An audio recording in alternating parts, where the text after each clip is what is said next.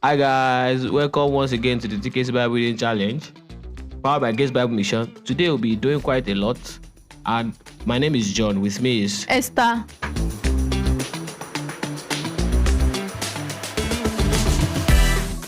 All right. Hello Esther. Hello. Hope you're good. Yeah. We are here again. Yeah, we are here again. Yeah, it's been a while you heard our voice. I've been now. We are excited to be back in the studio to discuss the book of Galatians. And Ephesians, because I think these are two powerful books written by Apostle Paul. And then there's one interesting part that I'm looking forward to, and that's the first verse of today's episode. Can you guess what it is? Can you guess what it is? I don't know yet. Okay. I'm not your hand, so how will I know? So I think like it's the first verse of today's episode. Like okay, like I get. So we'll be doing Galatians chapter 3 to 6. 6. Then Ephesians chapter 1. Wow. So we started Galatians yesterday. Yep. We hope you have been following. And if you have not been following, pick it up. Yeah, you need to be following. So let's start with where I was talking about. So in chapter 3, from the letter of Paul to the Galatians, it was so he was so annoying. He was so annoyed with the people of Galatians, like, and he has to say, "You foolish Galatians!" Like it is more sweeter in Yoruba. Like I like Ara Galatians. Oh boy!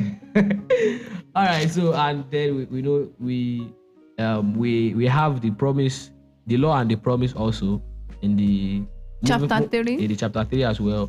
Then we have the purpose of the law. Then we move to chapter 4, where we have Paul's concern for the Galatians. They are like Israelites. I don't know. Those Israelites in the Old Testament, they are like the disobedient people. Those ones are disobedient. They are the concerns of Moses. Yes. Now, Galatians are the concerns of Paul. Of Paul. So like, yeah, they really gave him a tough time. Then we have a part where Paul also talked about Abraham, Sarah, using them and as Agar, example for them to understand what the law and the promise is all about. Then we have in chapter 5, we have the liberty in Christ. Yes, so like the fact that you are saved, there is a kind of freedom that you enjoy. Yeah, so we have walking in the Spirit. And then in chapter 6, we have a very important thing there, where it's like bearing one another's to others. Yeah, and bearing one another's burden. So then we have, what else do we have? Then we have we move to Ephesians chapter 1. Chapter 1. As of course, Paul always starts all his books with greetings, with blessing, with prayer, with thanksgiving, and we have it in chapter 1 of Ephesians. I hope these ones too, they are not foolish, but I don't think there's a part where Paul have to call them foolish. Yeah, so and basically chapter 1 of Ephesians is about greetings, spiritual blessings in Christ. That's teaching about it from Paul. Then we have thanksgiving and prayer.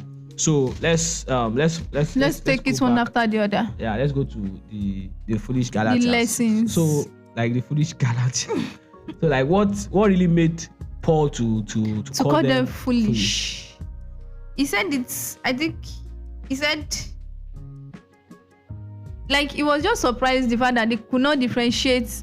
They were the witness of what happened to Christ. They know what happened, like they witnessed it, but then they are still being drifted away by false teachings. And he was like, who has bewitched you? Like, what have they done to you? Who has blindfolded your eyes? Why are you so foolish? Apart from the fact that I say, oh, you foolish Galatians, just ask them, why are you so foolish? So foolish. Like, there's a level. Oh, I think that's the verse 3. Like, yes. Are you so foolish? Having begun in the spirit, are you now made perfect by the flesh? Like, what's your gain? Like, what's your gain? Not trusting and like deviating from the teaching of Christ, because you were there when Jesus Christ was here. You saw everything with your eye. Even those that didn't see it, they heard it. And they even believed. And they believed it initially. So what now happened? Like, where did you get it wrong?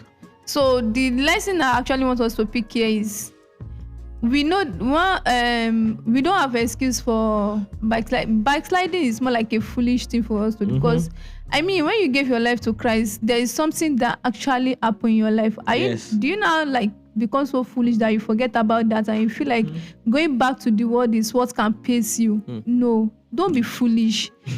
Don't be like the Galatians. Don't let the law rule you. You walk by faith, not by the law. The law has its own work, but it is not perfect. It is not perfect. It condemns. Why the law actually give us? Did I say law? The faith actually help us and give us grace. So that is it. Don't be foolish like the Galatians. Then chapter 2, because of time, we have a lot to mention. You mean chapter 4?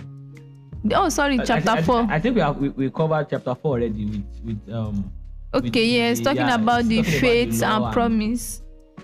Understanding the faith and the promise. Understanding the law and the promise. Please, you need to read in depth so that you can get. We cannot explain everything right here now. But there are in-depth lessons in that. It helps us to understand who we are, where we stand actually in God. So now moving to chapter 5. It's still about walking in freedom. The fact that now that you know that you don't walk by the law. You are not guided by the law, but by the promise of God through faith. So you have there's a kind of freedom you should have. The freedom to God, that you can call him Abba Father. You can cry to him. You have access all the time. You become heirs with him. I just want to read chapter 5 verse 1, where it says that, stand fast therefore in the liberty wherewith Christ has made us free. He has made us free through his death on the cross.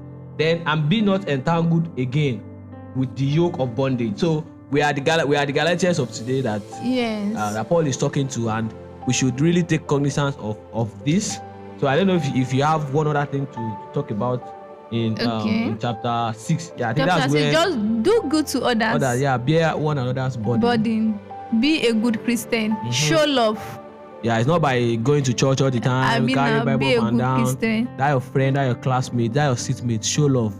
What you cannot do to yourself, don't do it to such a person. And then the world will really be a better place if we have this culture in us. Sure. When you know that if you harm one another, if you harm somebody else, you are harming yourself. So you will not want to harm yourself.